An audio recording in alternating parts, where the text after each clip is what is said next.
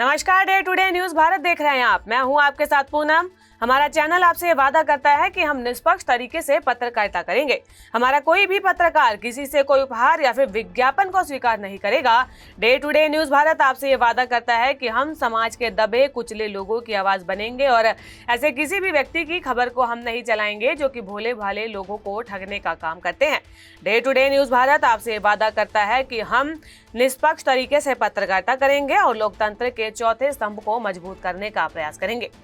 और अब बात कर लेते हैं भारतीय मूल के इस्लामिक कट्टरपंथी और भगोड़े घोषित किए हुए जाकिर नाइक की। बांग्लादेश की अंतरिम सरकार ने उसे अपने देश में नहीं आने देने का फैसला किया है। मंगलवार को सचिवालय स्थित गृह मंत्रालय की कोर कमेटी की बैठक में यह फैसला लिया गया, जिसे कि भारत की जीत के तौर पर देखा जा रहा है। यूनुस सरकार ने नफरती भाषणों के लिए कुख्यात जाकिर नाइक का भव्य स्वागत करने का फैसला किया था। भारत ने जाकिर नाइक के बांग्लादेश दौरे पर सार्वजनिक बयान दिया था। भारतीय विदेशी मंत्रालय ने कहा था कि उसे उम्मीद है कि जाकिर नाइक को ढाका पहुंचने पर भारत को सौंप दिया जाएगा। भारत में कई मामलों में वांछित चल रहा जाकिर नाइक इस समय भागकर मलेशिया में रह रहा है। इसके पहले रिपोर्ट्स में बताया गया था कि जाकिर नाइक एक कार्यक्रम में हिस्सा लेने के लिए 28-29 नवंबर को बांग्लादेश का दौरा कर सकता है। स्पार्क इवेंट मैनेजमेंट कंपनी के पास जाकिर के कार्यक्रम के आयोजन की जिम्मेदारी थी। यह कार्यक्रम ढाका के अगरगांव इलाके में आयोजित किया जाना था। स्पार्क इवेंट मैनेजमेंट नामक एक कंपनी ने हाल ही में एक फेसबुक पोस्ट में घोषणा करी थी कि वे जाकिर नाइक को बांग्लादेश लेकर आएगी। कंपनी ने कहा था कि यह कार्यक्रम बांग्लादेश सरकार की अनुमति और संबंधित अधिकारियों के सहयोग से आयोजित किया जा रहा है। इसके पहले बांग्लादेश की पूर्व पीएम शेख हसीना सरकार ने जाकिर नाइक के देश में प्रवेश करने पर बैन लगा दिया था। ढाका में जुलाई साल 2016 में एक कैफे पर हुआ आतंकी हमले में वो शामिल आतंकवादियों के बारे में पता चला था कि वे जाकिर नाइक के भाषणों से ही प्रेरित थे। भारत में भी जाकिर नाइक पर आतंकवाद और मनी लॉन्ड्रिंग के आरोपों के गंभीर मामले हैं। राष्ट्रीय जांच एजेंसी यानी कि एनआईए इसकी जांच कर रही है। एनआईए ने नायक के खिलाफ पहली बार 2016 में विभिन्न धार्मिक समूहों के बीच में कथित तौर पर दुश्मनी को बढ़ाने के आरोप में आतंकवाद विरोधी कानूनों के तहत मामला दर्ज किया था।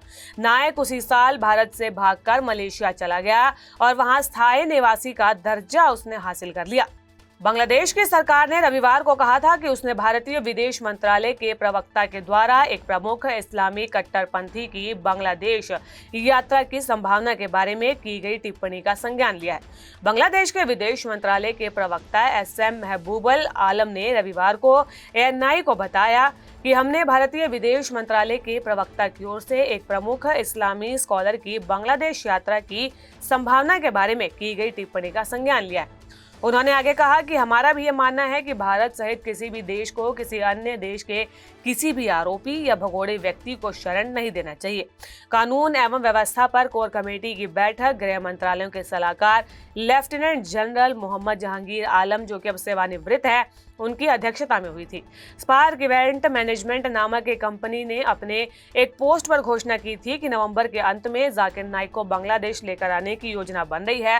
कंपनी ने कहा था, spark event management doctor Zakir Naik Bangladesh tour 2025 को इकलौता अधिकृत आयोजक है।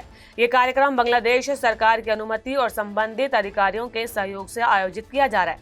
बांग्लादेश के विदेश मंत्रालय के प्रवक्ता एसएम महबूबुल आलम ने एक एजेंसी से कहा था कि वे इस्लामी विद्वान या धर्मगुरु को बांग्लादेश की यात्रा से संबंधित टिप्पणियों को ध्यान में लिया है। उन्होंने आगे ये कहा था कि वे ये भी जानते हैं कि किसी भी देश, जिसमें भारत भी शामिल है, किसी दूसरे देश के आरोपित या फरार व्यक्तियों को शरण नहीं देनी चाहिए। एक रिपोर्ट के मुताबिक भारतीय विदेश मंत्रालय के प्रवक्ता रणधीर जायसवाल ने कहा कि जाकिर नाइक एक भगोड़ा है, भारत में वांछित है और इसीलिए उम्मीद करते हैं कि वो जहां भी जाएगा वहां के लोग उसके खिलाफ उचित कार्रवाई करेंगे, उनकी सुरक्षा चिंताओं को दूर करेंगे।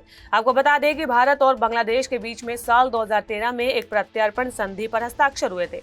हालांकि 2016 में इसमें संशोधन किया गया था ताकि कम से कम 1 साल के कारावास की सजा वाले अपराधियों के लिए अपराधों के स्थानांतरण को सुगम बनाया जा सके। जाकिर नाइक का पूरा नाम जाकिर अब्दुल करीम नाइक है। वो एक डॉक्टर है, लेकिन 1991 में पूर्ण रूप से इस्लामी प्रचार के कारण उसने अपना ये पेशा छोड़ दिया। नाइक खुद को इस्लामी विद्वान बताता है, लेकिन उस पर ऐसे आरोप लगते हैं कि उसके जो भाषण हैं आतंकवाद और धर्म अंधता को बढ़ावा देते हैं।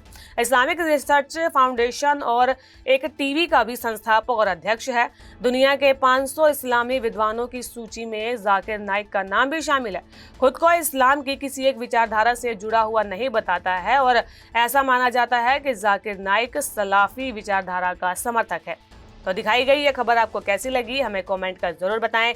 और ऐसी ही देश विदेश से जुड़ी खबरों के बारे में जानने के लिए day to day news Bharat को लाइक, शेयर और सब्सक्राइब करना बिल्कुल भी ना भूलें। नमस्कार।